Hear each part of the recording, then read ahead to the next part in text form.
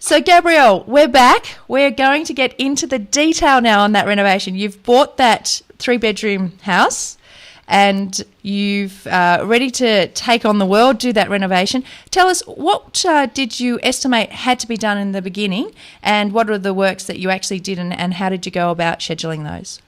Yeah, so with our property, we knew we bought it under property. So I know the general trend is allowing about 10% of the property price. We kind of guessed, just using the data that we had, as well as knowing the area very well, the property was actually worth $470,000 to $490,000. And why do you think you got it so cheap? What was the mechanism behind the vendor accepting that $420,000? Yep, so there was a few different things. One was, I guess, being in the right place at the right time. Chocolates helped. Chocolates helped. The other thing was we kind of spoke to the vendor a lot. So down south, where we purchased, the vendor is actually part of the process. So it's not just an agent you're talking with. So that kind of made communication a lot easier. Tricky in parts too, but it made it easier. So there were certain needs that they wanted, such as a slightly longer settlement period that we were able to meet. And just they were very big into privacy, so we respected that. So one of the things we tried to get was trying to get builders to kind of price up different renovations prior. But after, I guess, the negotiation, we realized that because the vendors cared so much about privacy, we couldn't do that. So we really respected that. And it's because of that they wanted to keep the price lower because we just valued who they were and not just the property price. So they felt that too. And so, Gabriel, are you doing all this communication just by phone, or did you go down and visit? How much did you actually, put feet on the ground there? I did go down a fair bit, only because I guess from the time that a property was given to the agent, I needed to go down at a quite short notice. That was something that I mentioned in our criteria, so the agents knew that I could travel down. If not, I could get someone else to view the property. So I did go down a fair bit, but that was part of the research that I did too. So, so that's what I did with the property.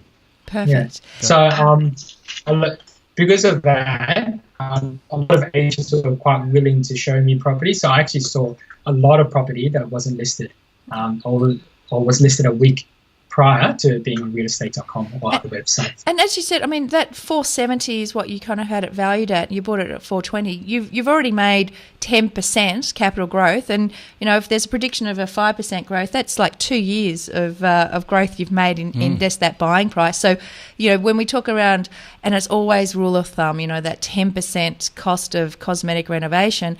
I mean, you spent 49. And the reality is it was worth, $470,000. So you kept really quite close to that, which is fabulous. And tell us specifically, what did you do in the renovation, and what did you find that you may not have expected along the way during that renovation? Because there's always something you find, isn't there? Yeah, I think one of the great things is I had a team of people behind me. So even though I couldn't get access for a builder, I was able to take some photos. And from those photos, the builder was able to ascertain some problems that might come up. So with that, we knew there was, I guess, fibro or asbestos in the walls of the bathroom and the toilet. That may have had to come off as the tiles came down. So we kind of really factored that into the cost as an additional allowance if we really needed to dip into that. So that, even though that was unseen, I guess we didn't know it, we kind of were anticipating that might be the case. In terms of other things, we chose different colors for the floorboards. My wife loves them. I don't love it. But that's something you don't see from just a small amount. So that's something of, I guess, sample sizes are very small. They're hard to visualize how a whole room's going to look, isn't it? Yes. But one thing we didn't anticipate, and it was part of, I guess, communication or knowing how it worked, was we tried to get a gas line in the area. That was because tenants really preferred gas in the area, and it really added to the appeal. So we went to a lot of open houses for rentals as well. But that process took a lot longer, and it dragged out the renovation a little bit. So when we first called the gas company, the reply on the phone, it takes about 10 working days. Yeah. In fact, it was only 10 working days for the first process, and then it goes to another company for 2 weeks, goes back to them for another 2 weeks, and then they have to get an installer in. So, and that took a number of weeks afterward. So that kind of increased the time frame for the renovation. Yeah. And that's something we didn't realize. Another thing we didn't realize was how difficult it was to get tradesmen down in the local area. Fortunately, I had a team, which I mentioned before, and some of them actually travelled down to Wollongong to do the renovation. Nice. And them, the good thing was that they said that even though it was quite a lot of kilometres, it actually was a lot pleasant drive. And I guess with Sydney and the traffic, oftentimes if they're living out west and they're driving to, say, Bondi, it would take about an hour and a half, 2 hours anyway. Exactly. So they commuted each day, they didn't stay down there?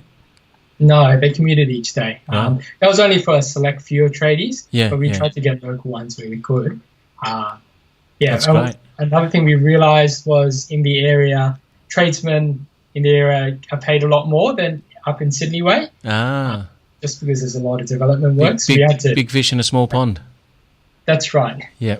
So that was a little bit more challenging as well. Yeah. Now, you mentioned, you mentioned the tiles, you replaced the tiles. Could you take us through each of the rooms, perhaps starting with the bathroom, and just describe the work that needed to be done and needed to be replaced? Yep. So in the bathroom, so it had old tiles that were, a lot of them were missing. There was a gap in there between the fibro sheets. Also significant in the area was, in the bathroom section, there was a massive hole within the shower recess. Right. And we're not talking about a small hole, but a massive hole. And the water was able to trickle down. So that was a major kind of concern for us because we didn't know what was happening underneath until we got there. So everything was quite old, so old vanity, old shower recess, old bath. We also had a bidet there, which I didn't know what it was at the time, but there's a lot of European influence in the area. Also. So those are some of the features within the bathroom. Yep. And you ripped out everything in the bathroom? Yeah, we ripped out everything except the existing plumbing. Yep. So we didn't want to change that to save on cost. Great. We also didn't rip out the bath. We ended up choosing to resurface it. Keep the bidet? We changed the bidet to a toilet. Right, okay. Tenants in the area now don't require a bidet. Right. Yeah, it's good for dogs, I find. Dogs, really? Yeah, they drink out of it. Oh, okay. Yeah, as an alternative. I was going to say. Dogs don't go to the toilet in it. No. Whew, there you go, a whole different Your conversation. dog must be very, very clever. I was thinking like just a water feature in the front yard might be nice for it. No, I was thinking like the dog could actually get a drink. Yeah. But anyhow, moving on. So take us to what you did in the kitchen. Yep, so in the kitchen, just the original kind of state, older kind of kitchen, old cabinetry there. Again, tiles are falling off. Old electric stovetop, vinyl on the ground, and that was coming off as well. Blinds that were there since original blinds. So everything was very original in the state. Yep. Also, it was slightly unkept when we purchased the property as well. Yep. So that was quite something that they cleaned up prior to settlement, which is great. But there's a few things to sort out because of that. And you replaced the whole kitchen? Did you go flat pack or custom, or what did you do? So we ended up having a builder that came down. So that was part of my original team. He was able to source the material. So I paid him for the labour, and I paid him separately for the materials. That way it was quite fair, but also there was a surcharge on the materials. Yep. So it actually saved us quite a lot of cost because of that. And so we chose not to resurface. So there was quite a bit of damage inside the cabinetry of the kitchen, which made it we couldn't actually access that option, even though that was our original kind of plan. So that's what we ended up. Perfect. And painting. You said painting added a lot of value. I think I was seeing some of the colours that you used as well that we all know and love. Do you want to just take us through why painting added so much value? Yeah. So we ended up painting the whole house except the garage area where it didn't add as much value. So we loved the color scheme, Hog's Breath Bristol. We liked half strength, so it turns out a bit brighter. And antique white USA for the ceiling. My favourite. Yep. So it's a great combination. It really brightens the room. Yeah. Also looked at lighting in the space too. So it's north facing. So we kind of looked where the windows were. Yep. I just try to add a lot of value there. So just to pick up on that, you used the Hog Breath on the walls and the antique white on the ceilings and the trims. Is that the way you did it? Yep. Yeah. And on the outside, what did you use on the outside? We actually didn't end up painting the outside. Okay, great. People in the area liked the brick look. We could have chosen yep. to render, but we decided not to. Got it. Fabulous. And the landscaping, I think I've had the pleasure of looking over the valuation document with Gabriel over the last couple of weeks. So I know that the backyard just seemed like to go on forever. There would have been a lot of work involved in fixing all that up, cleaning it up.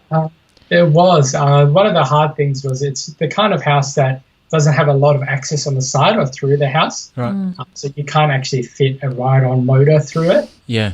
So we didn't exactly know what was behind all that grass. The grass wasn't just normal grass. It was grass that hadn't been mowed for quite a number of years. Right. So we're talking about grass that curled on top of each other. We ended up being, I think, 5 quotes that refused to come and give us a price because they didn't realize they thought the lawnmower was going to break. Yeah. They couldn't get in. But we ended up choosing another quote that came through. So that was, a lot of days of just cutting with a lawnmower for them, but it was well worth the investment for us. Fabulous. Yeah. And so that's pretty much the majority of the renovation is the bathroom, kitchen, the painting throughout, the landscaping. Floor coverings? How did you go with the floor coverings? Was that did you see what was typical in the area first and then kind of try and replicate that, or were you locked into something else because of the house itself? Yeah, so we ended up kind of polishing the floors. Yep. So we ended up sanding it down, polishing, put a Jarrah stain on it. Beautiful, yep. Where the areas where there was vinyl, we ended up removing that prior to polishing and sanding. So we just tried to uplift, I guess, the property a bit. There was kind of same kind of finish inside the bedrooms, but to make it a little bit more cozy and to break up the rooms a bit, we ended up using carpet. Carpet in the bedrooms. And is that typical for that area? Did you see other houses with that? Yeah. It is typical for the area. And we chose a specific carpet that was tenant friendly. Very good. Yep. Perfect. And okay, so I guess that's pretty much it for the renovation. I know you've actually sent us, and I really appreciate this, a few tips learned in your renovation video, which is lovely. And Gabriel actually sent us a video into our Ultimate Guide to Renovation competition last year, video competition. That's right. Yeah. Well, I'm not really in for the competition. I'm in already, but I just want to tell you what we're doing. Yeah. Now, I want you to go into the tips and the lessons learned, but I also want to know, you had a young family as well, so I want a few tips around finding properties and renovating with kids. Yeah. So good communication is essential, especially with my wife. So that was really, really important. She was part of the process. So she ended up looking at the suburbs that we were interested in. Fortunately, she used to live down south. In a suburb called Bateman's Bay. So it was kind of halfway. So she was kind of half familiar with the suburbs. So when we were choosing the suburbs, she was involved with that. When there was particular suburbs, I kind of weeded down the suburbs until there was very, particular properties. So I would only show her the properties that were of quite a lot of interest. Whereas other ones where it's more research, I would just go to that myself.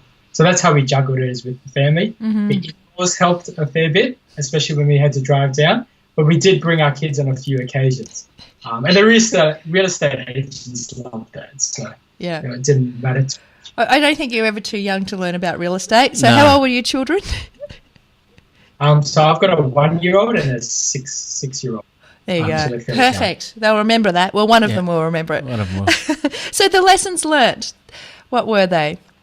Yeah. So one of the things was bring a lot more light into the suburb, into the property. So it was quite a dark kind of house. So we tried to brighten everything up, and that kind of created this feeling or atmosphere when they're in there. It's quite cozy. Yeah. So apart from painting it all, using quite light colors, we also used light fixtures that kind of had a halo effect.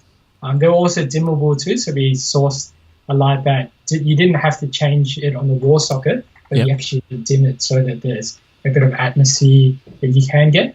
Yep. And also with that kind of halo effect, it drew people's eye upward. So a few little things like that just made the property a lot more brighter and in that more cozy for everyone there. Yeah, I great. did talk about kind of the north-facing aspect, so we kind of changed the old dreary kind of blinds that were there, and then just a lighter colour for the Lovely. blinds as well. And what about I think one of your tips was reusing. Yeah, so we reused what we could, especially in the bathroom. So we ended up resurfacing the bath. We Right. bought a product called Tub and Tile. Tub and tile, yep. Yep, the good old Tub and Tile. Rust-Oleum. So we resurfaced it. Yeah. And it was amazing as we did that, because a lot of the other things were quite new. The real estate agents that came through that helped us with the valuation, as well as the person even that sold us the property, the real estate agent, they didn't even realize it was the old bathtub. The same time. Yeah. Perfect. So that really helped. And that's quite cheap. Remind me, I think that's only about $25 or something, isn't it? The Rust-Oleum tub and tile? Yeah, so I think it was $20 and then maybe $60 because we had to buy. Yeah, we cleaned it up properly first. Yeah. Yeah. Perfect. Great. And other tips about tradies? Yeah, so trip with tradies, treat them well, treat them like people. I think one of the things that's hard for tradies is they get often a bad kind of rap, and people don't understand them and where they come from. So oftentimes when they go quoting, they get paid for that. So sometimes their quote is reflective of that. So I made sure I treated them very well and was very clear about what I wanted. So I had a scope of works or a document that said exactly what they needed to do. Great. It talked about how payment was made, how I expected communication. So I told them I keep a lot of things in written form as well, and not to scare them off, but that's just how I operate. But also that kind of helped make things clear. So what I express verbally also is clear for them as well, because if it wasn't clear in the written form after I followed up, then they would just express that back to me, and that made it a lot easier to communicate. Yeah. Also, when there was issues, we could always go back to the written kind of communication.